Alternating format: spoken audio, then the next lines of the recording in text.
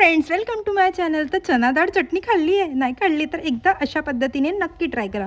तर छान भिजत ठेवायची रात्रभर चना डाळ, किंवा 5 ते 6 तास ठेवली तरी चालते. आणि छान त्याला धुवून घ्यायचं आणि मिक्सर जाळमध्ये टाकायचं. त्याच्यानंतर थोडी चवीनुसार मिरची, दही आणि मीठ.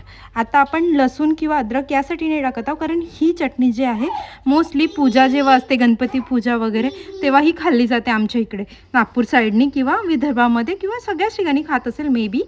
तर इतकं छान असं बारीक फाईन पेस्ट तयार करून घ्यायची. त्याच्यानंतर बेसिक तडका आपण रेडी करूया. त्यासाठी थोडं ऑइल घ्यायचं, जिरं, मोहरी आणि कढी लिव्स आणि कोरिएंडर म्हणजे कोथिंबीर छान टाकायचं.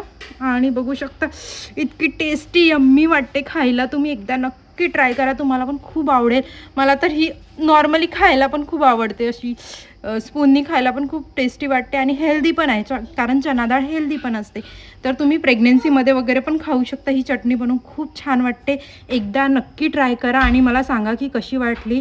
आणि तुमच्या फ्रेंड्स फॅमिलीसोबतसुद्धा हा व्हिडिओ शेअर करा आणि लाईक करा, शेअर करा, सबस्क्राईब करा. बाय. आणि पुन्हा एका नवीन व्हिडिओसाठी चॅनलला सबस्क्राईब